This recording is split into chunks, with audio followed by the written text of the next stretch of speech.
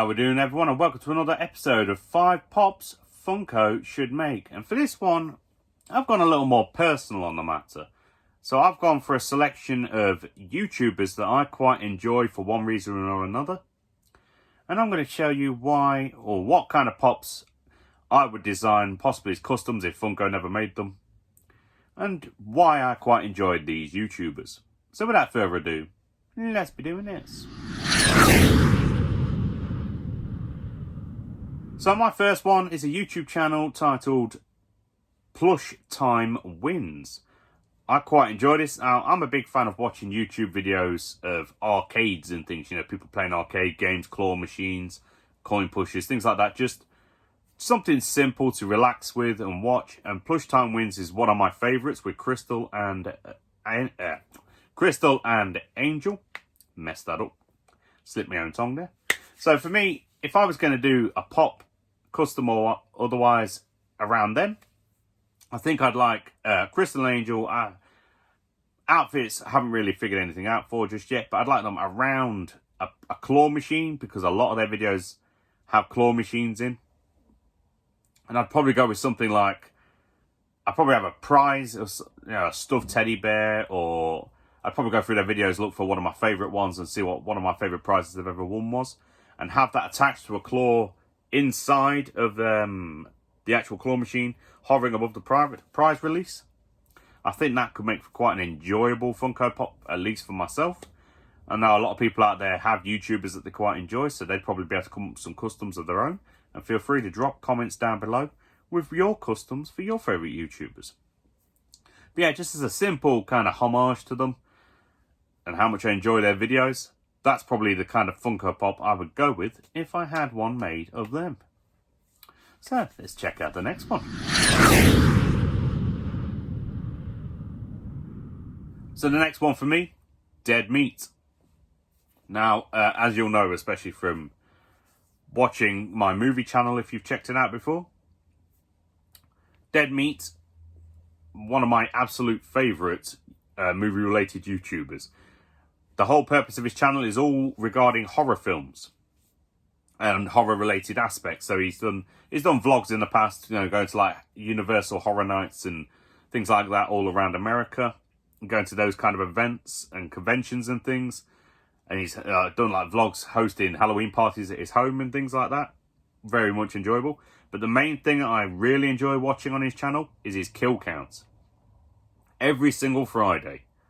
Absolutely love watching them. He's done a lot of or pretty much all of the big franchises now. Halloween, Friday the 13th, the Chucky films, the Wrong Turn films, all the Texas Chainsaw Massacre films. I think Hellraiser is about the only one he hasn't done yet. I don't think he fancies that one. But then again, he'll probably get into it at some point. But for me, I think, because I know that he's got a couple of customs already in the back of his videos at times, and that company is U2s. They've already made a figure of him and his girlfriend Chelsea. So I think if I was going Funko Pop style, I'd probably do something for him somewhat similar to the Freddy Funko kind of things. I'd probably have him as a character from a big film. So either have him as, you know, maybe Pennywise, or I don't think, actually, no, yeah, Freddy, because he's got the glove, so possibly make a good Freddy. I wouldn't want to go for something like Jason or Michael, simply because that's a mask. I want to be able to see his face, similar to the Freddy's, and just, you know, transform it into one of the main horror characters. Something like that. I think that could make for a very enjoyable custom Funko Pop. Again, if it was never made by Funko. But I have my fingers crossed one day Funko will start making Pops for YouTubers and things like that. Only because it's getting to that point now, you know, the internet, TikTokers, YouTubers, Viners in the past, you know, that seems to be the way forward. Everything's getting online now more than it is in cinemas and in films and games and real life and all that kind of stuff now. So that's how it's getting. But hey, diddly ho. So let's see what's in at number 3. So for me, at number 3, might be a random one, it would seem for me, but it's actually Brooklyn and Bailey. Now, their channel doesn't seem to have a very specific element to it. Because I think they used to do a lot of like makeup and beauty things and stuff like that. And then they started doing other more fun-looking videos. So when I first saw their channel, it actually came up with one of their twin swap videos. Because obviously by the names Brooklyn and Bailey, you might know they're twins. And they were I think they just started college and they were trying to trick, or they were doing like this back and forth interview thing with college friends to see if they could tell which one was in the room, because they thought they were only going to be one of them. I believe they thought they were only going to be Brooklyn. So obviously they transformed themselves to look like each other. And then they were going back and forth, and it was just simple, because a lot of things that I don't like on YouTube nowadays is you get a lot of these fake videos. It's obvious that the shit's set up and fake, and they're just ridiculous. And for me, Brooklyn and Bailey, their channel, like I came across their channel, let's just get real about it, at a very dark time in my life. I don't know why I was in this dark place, but it's happened multiple times in my life. It's just how it is. But I found their channel at kind of the right time, and it started out as a distraction for me. And I don't know, there was just something about just how natural and entertaining their videos became for me. You know, and just watching it, they got me through that period. Those and pretty much everyone that's going to be on this list did at some sense or another. But those and the next person I'm going to talk about after this, so those two guys and the next person I'm going to talk about, were big parts of it. Just because their content is just simple, entertaining, and sometimes silly. It's like they did the pause challenge. I don't know why, I just really enjoy their pause challenge videos. Just dead simple, because they don't go to like the lengths of some other people. They'll pause you and like, you know, pull your kecks down and do stupid things to try and embarrass you. They just have a bit of fun with each other about it. And then the one they did with their friends as well. But I spoke about that a bit too long. So for this one, I'd either go, possibly I could do them as individuals or as a 2-pack. Now, if I was going to do them as a 2-pack or individually, I think one of the most recognisable elements would be to have them both holding the Lash Next Door mascara, which is one of their own creations, I believe. And the company that they run, or they part of, should I say, they've got a company. And if I was going to go for maybe a chase element, one thing that I took from a video that they did a while ago was that Brooklyn seems to really, really love Target's sugar cookies.